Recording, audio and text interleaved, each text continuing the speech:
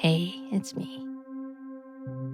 There's something I want to talk about that most people either avoid or dress up in layers of theory and moral rules. It's something so basic, so close to home, and yet wrapped in so much shame, confusion, and fear. Sex. Or more truthfully, about the life energy that moves through sex. The part of us that longs to merge, to touch, to give, to receive, to be fully known. At the deepest level, sex isn't about the body. It's about consciousness. It's about the drive inside all of us to become whole again, to return to something we've been split from. That drive shows up in many ways. In its rawest, most direct form, it shows up as sexual energy. The need to come close, to melt the edges between self and other. It's part of what makes us human. When we meet another person and feel pulled to them, not just physically, but emotionally, mentally, even spiritually, something in us is reaching for more than pleasure. It's reaching for connection, for a moment of remembering who we really are. When all the layers line up, when the body, heart, mind, and spirit are open and in tune, something incredible happens. There's a kind of peace that lands, a deep joy, not just personal satisfaction, something cosmic almost, like we're feeding the universe with light. If we're honest, most of us don't live there. Most of us carry old pain, confusion, and blocks that get in the way of that kind of union. We chase connection with people we don't really see. We project our wants and fears onto them, hoping they'll fill something in us that was missing long before they showed up. And when they don't, we blame them, or we blame ourselves, and the cycle repeats. It's painful, and it's also normal. So much of what we've learned about love and closeness came from childhood.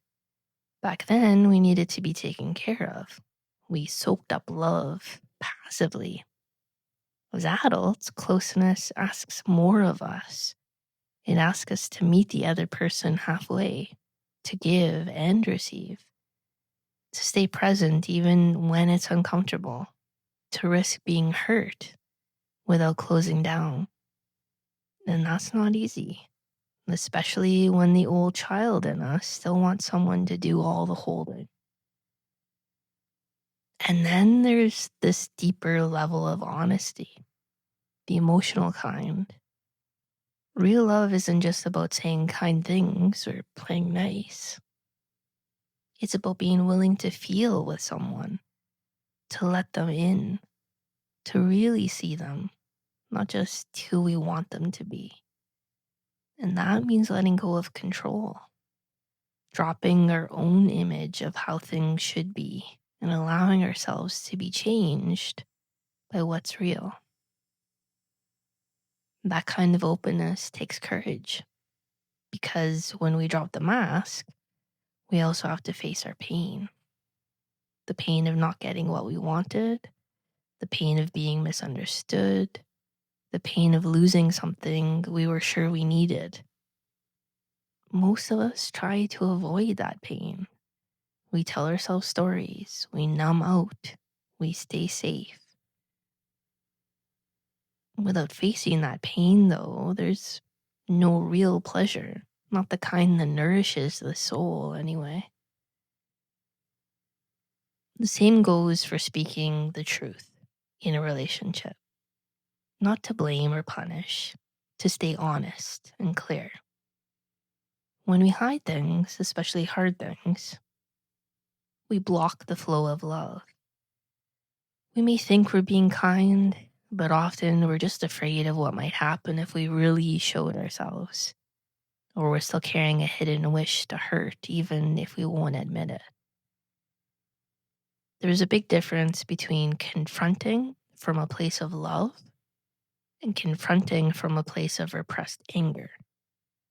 One brings people closer, the other drives them apart.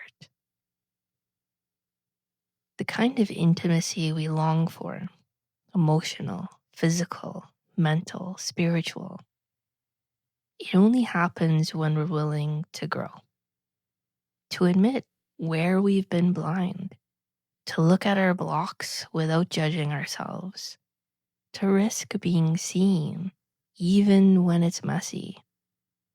When we do that, the other person feels it. They may not respond how we hope, but they'll feel something real, and that changes things. Mental connection matters too. It's strange how often people share their bodies, but not their thoughts.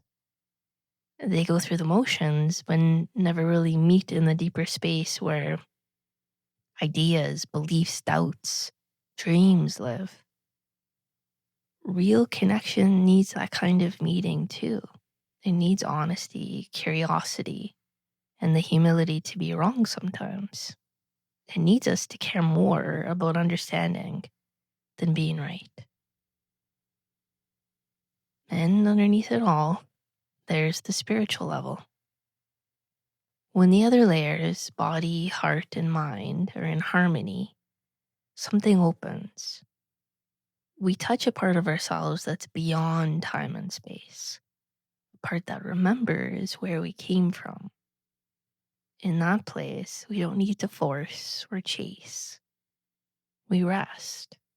We let life flow through us.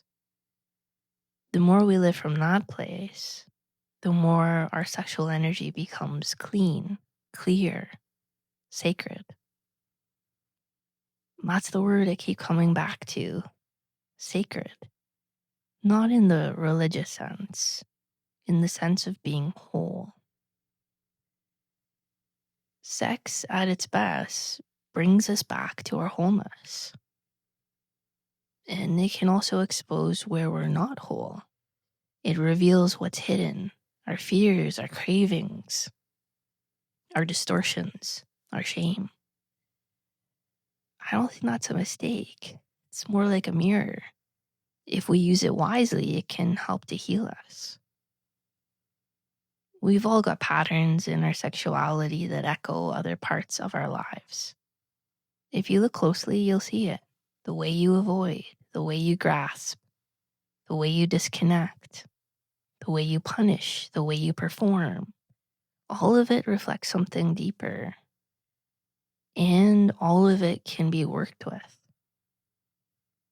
You don't need to act out every impulse or act on every impulse.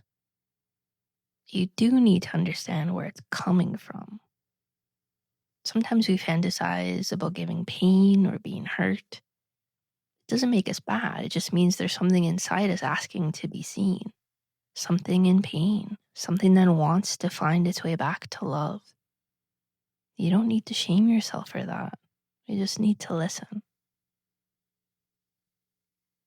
Sexuality is a window into the soul. It shows us where we're tight, where we're open, where we're still afraid to let go. It shows us where we're capable of deep love, tenderness, strength, and joy. If you can begin to look at it that way, with curiosity and softness, you'll start to see it not as something separate from your spiritual path, but as part of it. And that's the shift we're making now. For too long, sexuality and spirituality were treated like enemies. They're not. They're part of the same movement toward wholeness, toward truth. The more honest we become about our inner world, the more alive we become.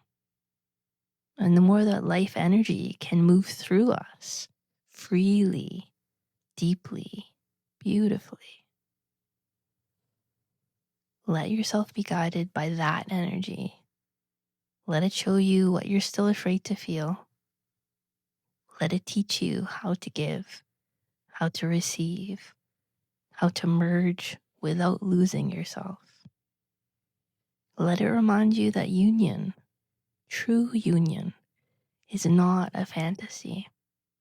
It's a path, a real living path that you can walk by being honest, by being willing, by being human.